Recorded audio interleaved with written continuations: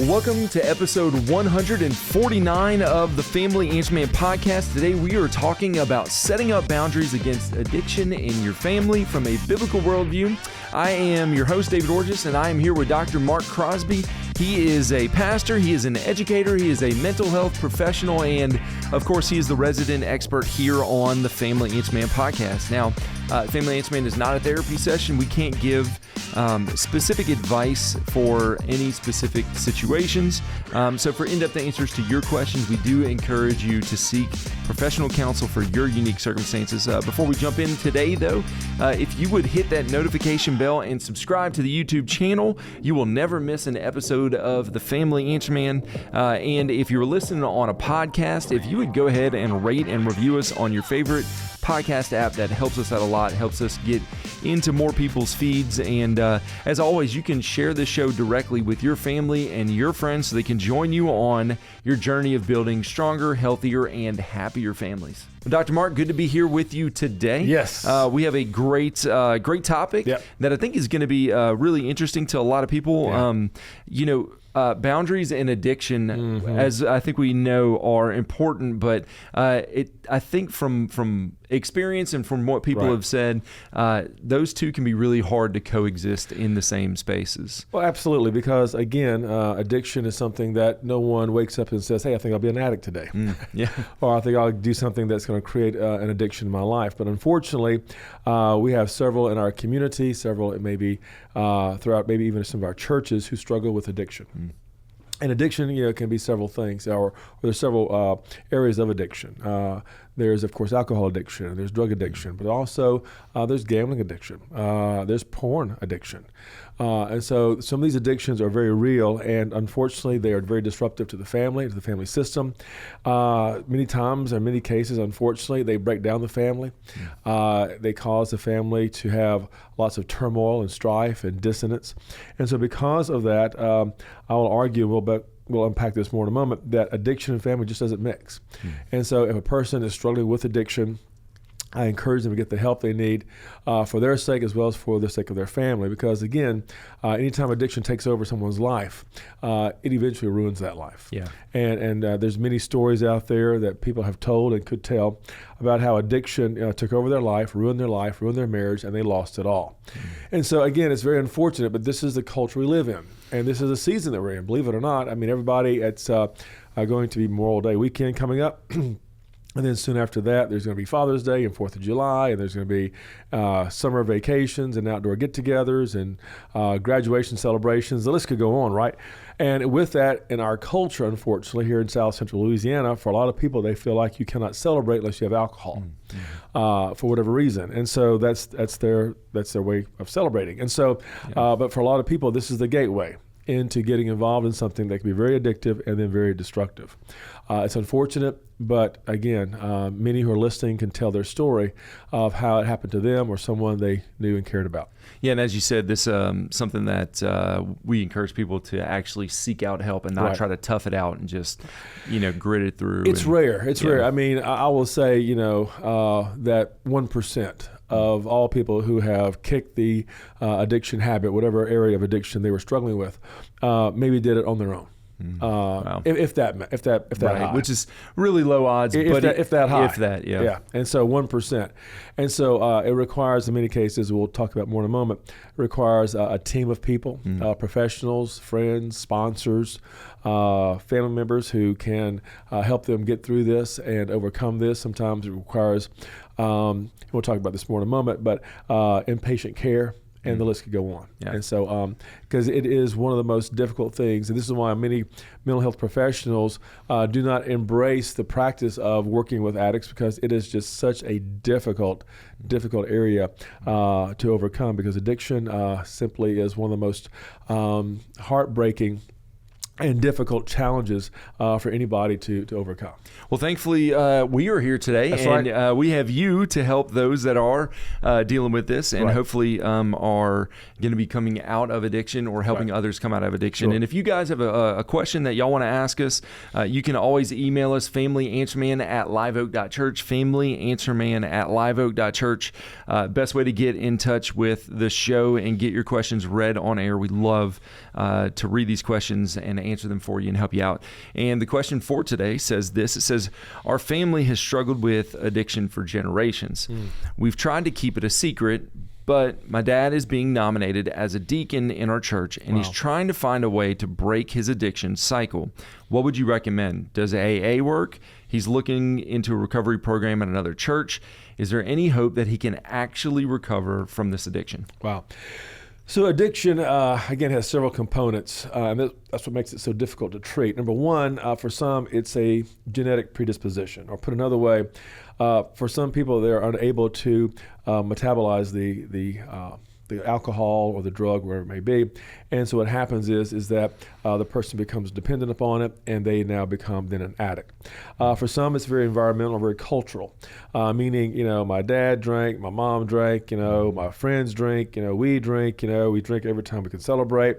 And so because of that, for some people, addiction becomes then a reality as the environment and the culture promotes it and thinks nothing of it. Unfortunately, for the family, for the spouse, in many cases for the children, it becomes very disruptive and sometimes just dangerous. And so bottom line, as I said earlier, families and addiction don't mix. Because if you're going to be a family, you have to make sure that your head is clear. You have to make sure that your decisions are good. You have to make sure that your loved ones are protected and provided for. And in many cases, a person who struggles with addiction cannot do those things because in many cases, they're losing their job, they're driving erratically, they are coming home not thinking well, not thinking clearly. Sometimes they get very violent and very abusive, and the list could go on. And sometimes they will spend money on whatever their addiction of choice may be, as opposed to paying their utility bill. And so, or their car note, or groceries, for the kids. So the reality is that families and addiction don't mix. What happens is that the addiction now becomes the priority. This is especially true of drug addiction, alcohol addiction, but it becomes a priority. It's all I think about, it's all I want to do, it's all I care about. And then there's these pendulum swings, as they're in the throes of the addiction. They don't care about family, they don't care about anything else but, the addiction. And when they come down off the addiction, they're mournful, they're crying, I'll never do that again, I'll never do that, And so they get involved in that cycle, and then before they know it, 2 days later, a week later, maybe even a month later, they're back at it again. And so, and the family then hurts and is concerned, and everybody's trying to say, well, maybe he'll come out of it this time, because when he's not drunk, when he's a great guy. He's a great guy. She's a wonderful mom when she's not drinking. And that just is so frustrating, because that's like saying, the terrorists of 9/11 were great people until they, took the plane into the towers. So it's kind of like you're trying to justify something that really has no real justification. And so families and addiction doesn't mix. So again, I would say beware of bringing something addictive into your family. So if you are about to be married, or if you are newly married and you're struggling with addiction, get the help now. Get the help that you need, break the addiction, break the cycle, because again, it's going to eventually cause problems and heartache in the family. Well, and that applies so much to the next generation of your family. Absolutely. Not bringing those things in. Maybe you're already married, maybe you have an established family, but you have kids that are preteens about to become teenagers. Setting good habits and patterns and behaviors and restricting things is incredibly healthy. And so, because what happens is that the odds are pretty high. I think the research is pretty clear that children of alcoholics find the alcohol as they become teenagers, and this is what dad does, and this is what a real man does, and this is how we celebrate, and this is what we do.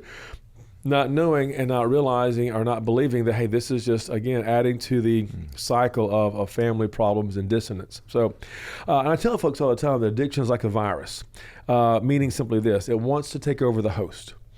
A virus comes in and wants to take over the host. Addiction comes into your heart, into your life, and we've said this before, and it wants to take over the host, and it will not stop until it's fully taken over and destroyed the host. And so not only that, when you try to combat addiction or treat addiction like treating a virus like addiction has defenses. And so this is what makes treating addiction so difficult, because one of the first defenses of addiction or the addict is they discount the problem. It's not a big deal. Everybody's doing it. I can quit anytime I want to. And no, you can't. Okay? It discounts the problem. For some addicts, they blame others. Well, the reason why I'm drinking is because my dad did, or this happened, or I went through a tough time, or this is how I help myself, and this is what gets me through it. No, it's just going to make things worse. I've never heard anybody say, yeah, I was going through a lot of problems, having just a difficult time in life, started drinking, life got better. Never had that conversation.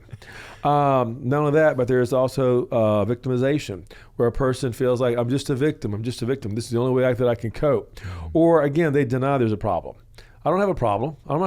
Everything's fine. I just drink a little bit, but it's no big deal. Everybody does it. It's not a big deal. I don't have a problem. And so everybody will tell you, who's ever recovered from alcoholism or drug addiction, until you admit you have a problem, there is no recovery. Yeah. Some try to redirect the issue. Well, look at what you do. I may drink, but look at what you do. You think you're... No. And so this is one of the defenses. Another defense is anger and rage. You try to help someone get better. You try to point out what's happening in their life. You try to encourage them to get some help, and they go into this rage. They go into this, just very angry, area of life, and they just rage and push back and threaten. And then another defense, if you're just turning in and talking about the defenses of addiction, and that is lying, manipulation, and lying. And did I mention lying? There's an old saying, how do I know when an addict is lying? When they open their mouth. Yeah. And so the reality is that lying and manipulation are the key tools for any addict who tries to defend and push back on their addiction. So what has to happen? This is the question. So what has to happen to begin recovery? And I think what most addicts will tell you, what most people who work with addicts will tell you, is that recovery does not happen until you hit the proverbial rock bottom. And everybody has their rock bottom. Their family moves away or walks away, or their spouse leaves them, or they lose their job, or they're in a car accident, or unfortunately maybe they injure someone or kill someone in a car accident because of their drinking and driving. They lose touch with their children. They're supposed to be watching their kids, and they're drunk, and their kids fall into the pool or whatever. And so there's all sorts of things that cause a person to hit rock bottom. Yeah, which is why it's so difficult for enablers, because they never allow somebody to hit rock bottom, and then people never get the help that they need. And so if you're an enabling spouse, that's part of the problem, because until the addict hits rock bottom, they're not going to get the help they need in most cases.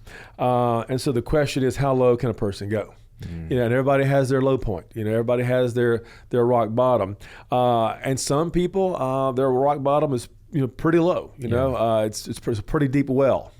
And so anyway, so what is rock bottom? Again, for some, they have to lose it all. They have to lose their marriage, their family, they have to lose their job, they have to lose their health before they realize, I've got a problem and I need some help.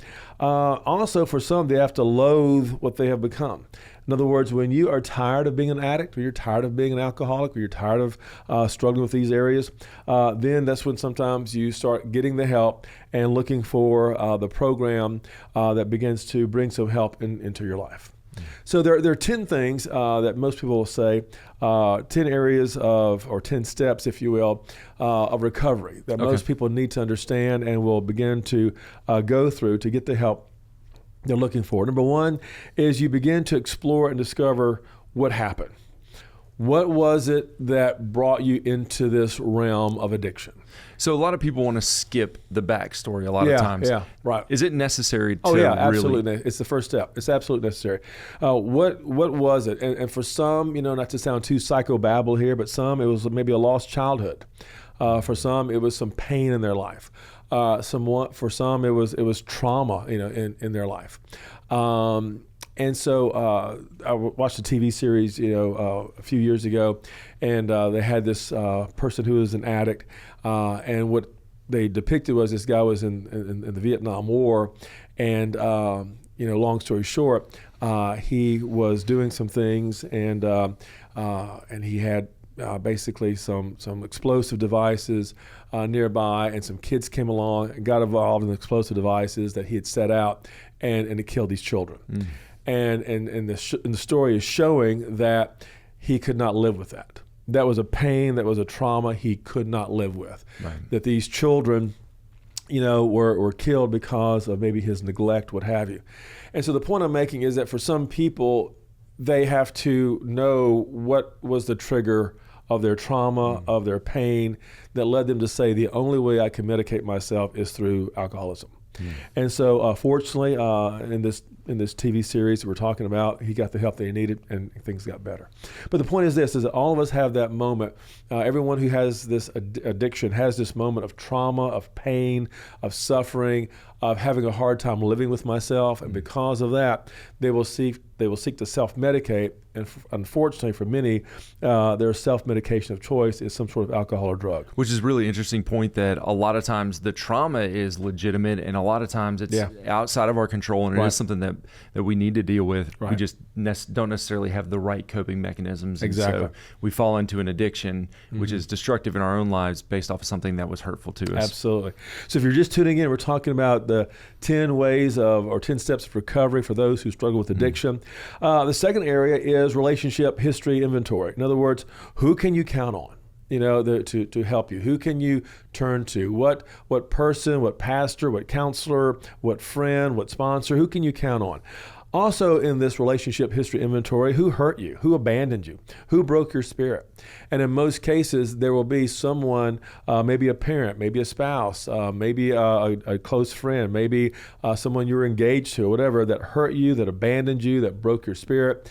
And so what happens is that for some people, they discover that the alcohol touches the same receptors that are emotionally fired when you're in love. So for some people, alcohol becomes the thing that loves them. Wow. And so they embrace it because, again, it's almost like a friend that I can count on. And so until you do this relationship inventory and this relationship history and discover who your real friends are, sometimes you create this false sense of alcohol is my friend. It's the one who loves me, if you will. Thirdly, addiction control.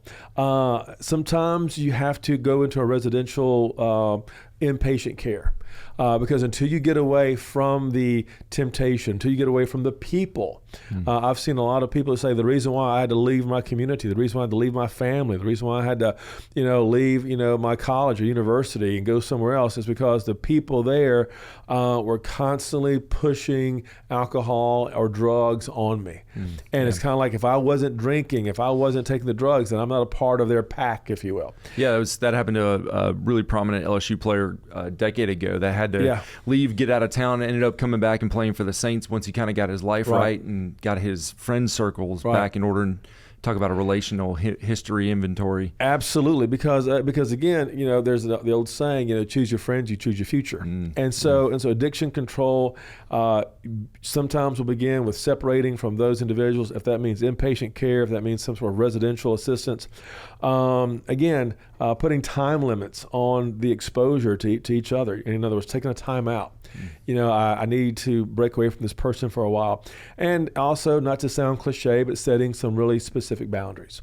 If you don't do that as you are trying to overcome addiction, then these people come back into your life, the addiction comes back to your life. And this is one reason why so many people, what will happen is they'll go into maybe inpatient care, come back home. While they're in inpatient care, they're doing well, they've broken the addiction, they feel good, best I've ever felt in my life.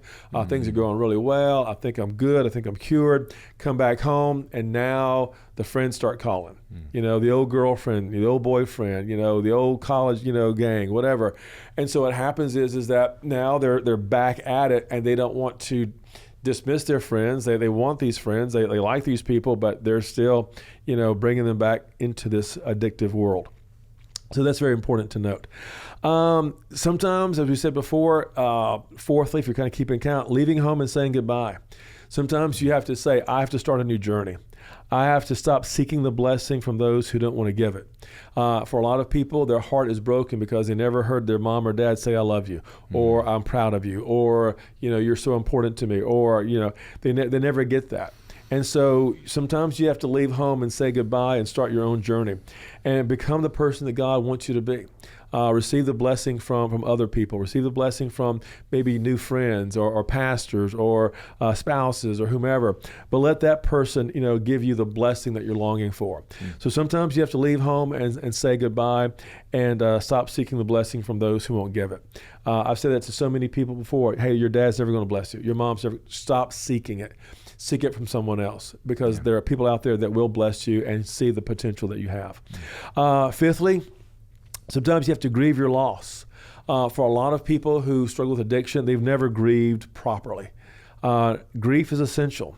Sometimes you have to feel the pain of what took place, that first marriage that ended, that job that never worked out, that degree that you never could obtain, whatever that may be. For pastors who are listening, those first 3 churches that said, "Hey, it's not a good fit for us. Thank you, but no thank you." And so sometimes grieving your loss, grief is essential. Sometimes feeling that pain is important. Sometimes analyzing the loss. What happened here? What took place that I need to change? Instead of just saying, I was rejected, I didn't get the blessing, I lost the job, my wife walked out on me. Instead of just sitting there stewing, analyze the loss. Figure out what took place.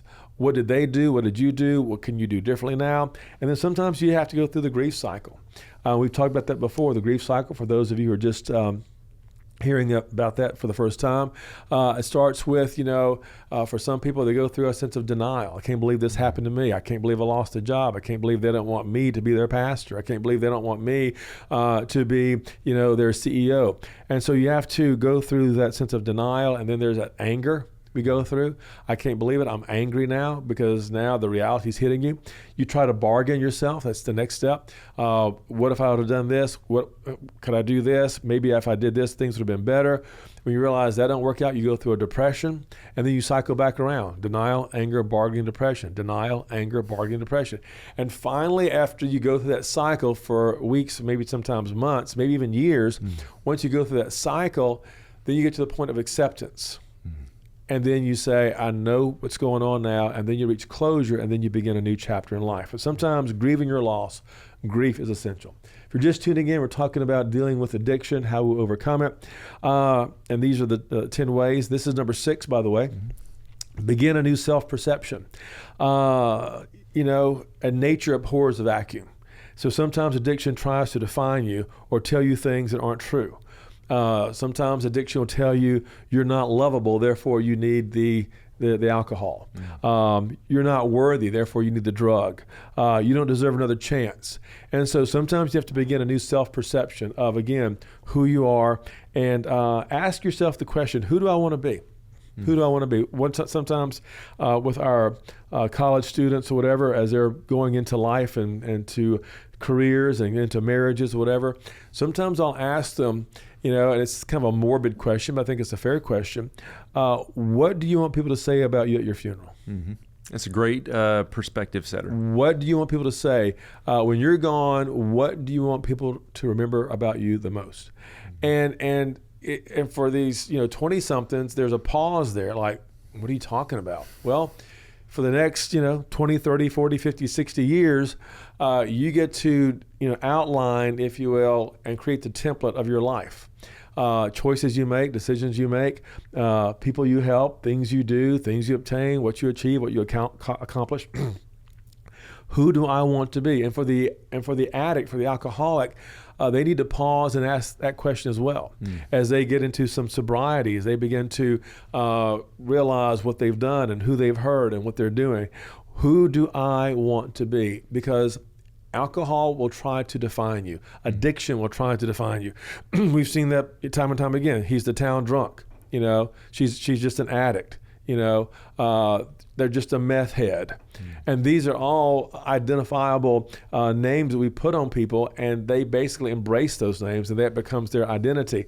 That it does not who you have to be. Who do I want to be as you begin to change that identity? Yeah, and being defined as a negative of I'm an ex-addict, or I used to do this, or I used to do that, doesn't give you an opportunity to live into what you want to become. Yeah, I mean, even years ago, in some of the best productions ones on TV. You had people like Otis. Yeah. And everybody, for those of you who are over 50, you know who I just mentioned. But everybody in Mayberry knew who Otis was. Mm-hmm. Everybody in good old Mayberry knew who Otis was, okay? That was his identity. And that's kind of, humorous, to some degree today, but unfortunately that's how a lot of people see themselves. Yeah. I'm just the Otis of my little Mayberry here. Number 7, again, as you're treating the addiction in your life, creating new experiences and new relationships. As we said a while ago, building new boundaries, redefining your family, making amends with those you've hurt, which is one of the steps and stages of Alcoholics Anonymous. But building new boundaries, redefining your family. Number 8, create some new mentors. Create some people who, again, will give you good advice and good counsel and good coaching. Now, the point is this. We all listen to someone. And all of us have an authority in our life to some degree. All of us have a coach in our life. It may be a pastor, it may be a good friend, it may be a parent, it may be a spouse, it may be a counselor. But the point is this, we all need wisdom and we all need a coach. Even the Bible says there's wisdom in a multitude of counselors. So for the listening audience out there who doesn't believe in counseling or psychology, I understand that, but the Bible does support it because the Bible says there is wisdom in a multitude of counselors. Bottom line, we all need someone to help us heal. We all need someone to help us overcome. And we see that, throughout the New Testament. We need one another. We see this throughout the Bible. We need one another. We need the counsel. We need the encouragement. We need the coaching. We need the leadership of those around us because not all of us have all the answers. And so again, part of overcoming addiction is having a new mentor, a new authority, a new coach, a new counselor, someone in your life that can help you through this journey. Here's one that I always mention when I'm working with someone who struggles with addiction, and that is accountability every day. So for those who are maybe in outpatient care and they're trying to seek some recovery, which is good, which is important.